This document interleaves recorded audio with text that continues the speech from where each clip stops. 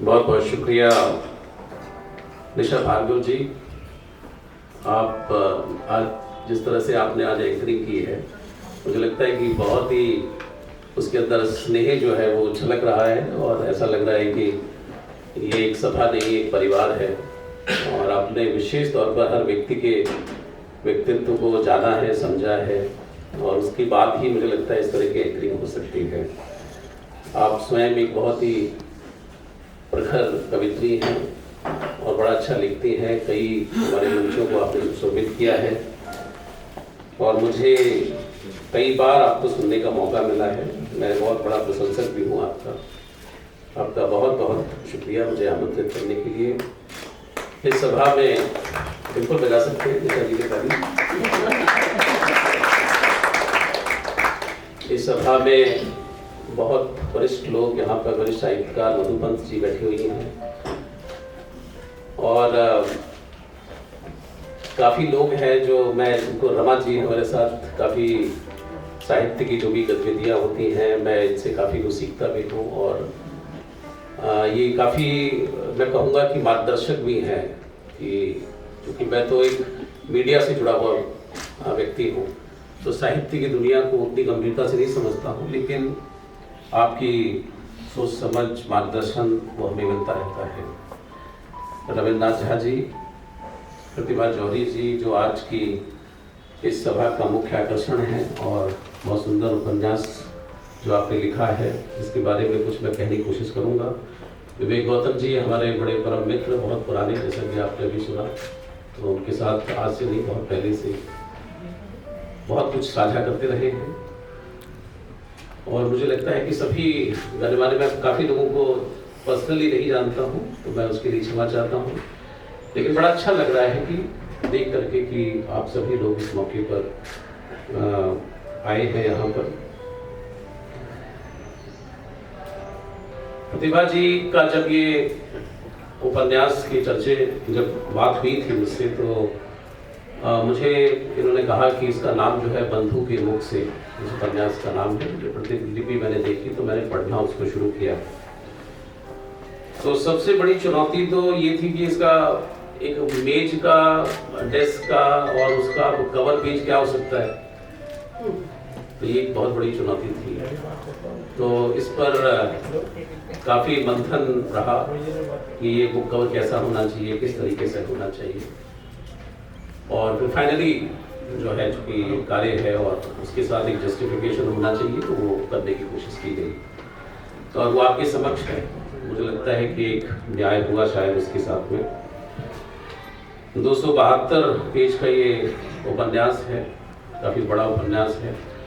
आज लेखक और लेखिकाएँ लिखती हैं, हमारे पास बहुत सारी प्रतिलिपियाँ आती हैं कई बार, तो जैसे ही 50 पेज होते हैं तो उसके बाद जो है वो कहानी दम तोड़ देती है और ये कहा जाता है कि भाई सुशील जी ये कितने पेज की हो जाएगी, तो अब ये इसका कोई जवाब नहीं है कि कितने पेज की हो जाएगी, क्या होगा। तो हमें पता होता है अंदर से कि कहने के लिए नहीं है, तो कहानी जो है वो सिमट गई है, बहुत जल्दी जल्दी भाग गई है या कुछ ऐसा हुआ है।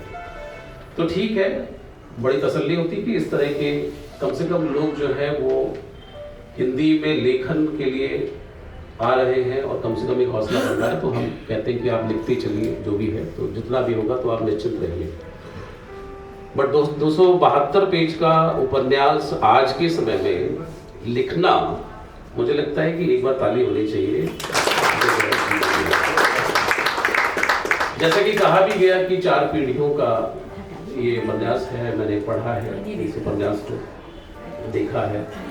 तो सबसे पहले तो मेरे मन में यही उत्सुकता थी कि ये बंधु के मुख से ये कैसे, मतलब क्या कथा है, क्या उसके अंदर, जब मैंने जाने की कोशिश की तो चूँकि मेरा जीवन भी फिल्मकार का जीवन भी रहा है तो मैं डॉक्यूमेंट्री फिल्म्स बनाता था और तमाम जो भी प्रतिष्ठित प्लेटफॉर्म हो, चाहे वो टीवी नेशनल हो, डिस्कवरी हो, एनजीसी हो, मैंने बहुत सारी फिल्में उनके लिए की।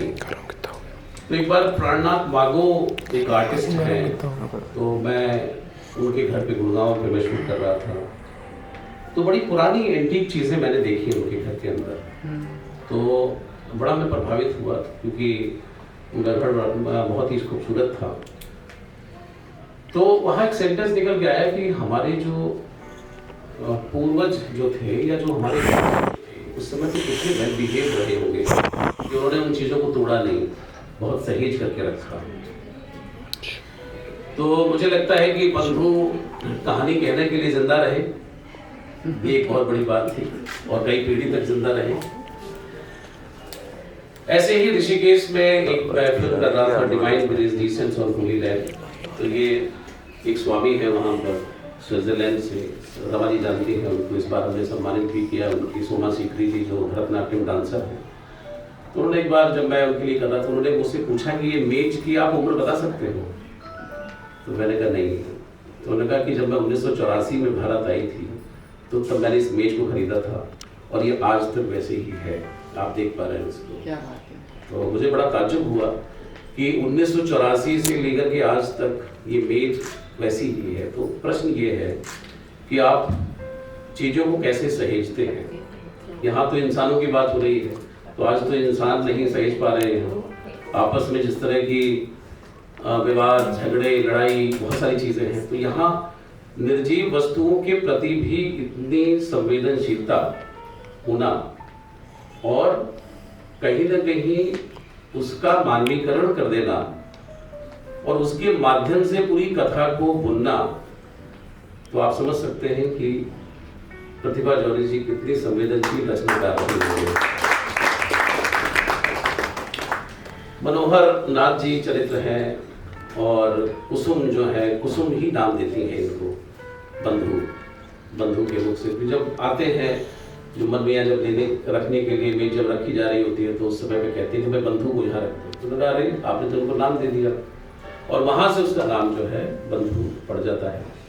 और वहीं से वो जो कथा है वो धीरे धीरे करके बननी शुरू हो जाती है। बहुत सारे चरित्र हैं कि कथा में मैं नहीं जाऊँगा, जैसे बार बार कहा जा रहा है कि 4 पीढ़ियों का की कथा है।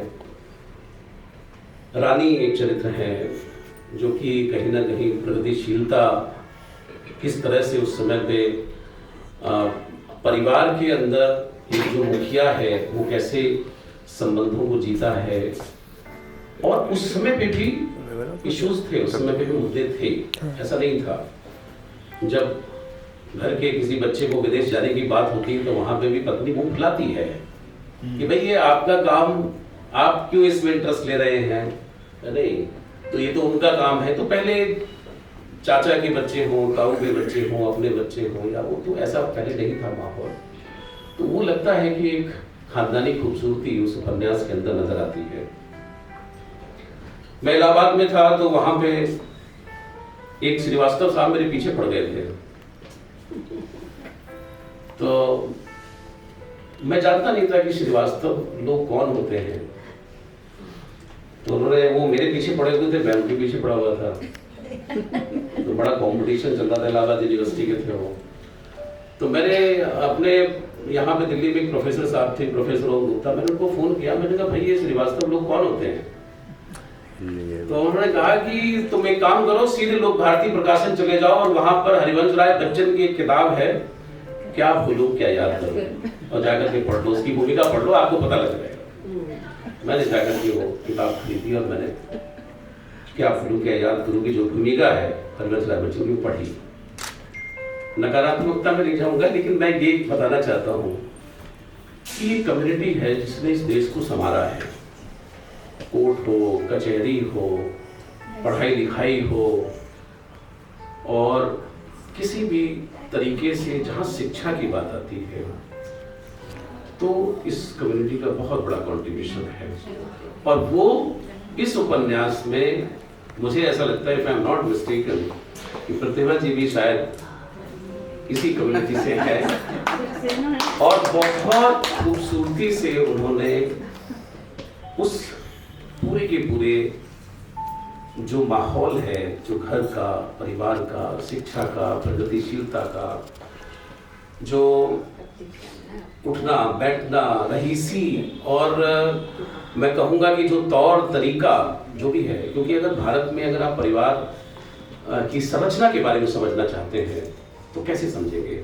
कैसा होता है भारतीय परिवार। एक सिंगापुर से एक आदमी आया, उन्होंने कहा कि आज हमारे बच्चे जो हैं बड़ा परेशान हैं वहाँ पर, हम यही नहीं बता पा रहे हैं कि हम इंडियन हैं, हमारे परिवार कैसे थे, घर कैसे थे, क्या होता था। तो मैंने कहा कुछ बनाइए, कुछ वीडियो वगैरह। तो उन्होंने कहा भाई कैसे मिलेगा ये सब। तो मुझे इस उपन्यास को पढ़ते हुए बहुत कुछ सीखने को भी मिला। एक छोटे शहर बरेली की कहानी, और किस तरीके से उस शहर की जो में जो एक धीमी रफ्तार है, जो लय है, जो सोने का टाइम है, खाने का टाइम है, काम करने का टाइम है, बहुत कुछ उसके अंदर जो है, लोक रंग भी उसके अंदर आपको दिखाई देते हैं। तो अगर परिवार की बात अगर की जाए तो परिवार कैसा होना चाहिए, क्या मूल्य थे परिवार के, कैसे ये 4 पीढ़ियां बंधी रही, क्या क्या इन परिवार के अंदर हुआ, और किस तरीके से पूरी कथा चलती है। तो मुझे लगता है कि अगर भारतीय समाज को गहराई से समझने की आवश्यकता है तो प्रतिभा जौहरी जी का ये उपन्यास है, मुझे लगता है मील का पत्थर है अगर इसको इस तरीके से लिया जाए।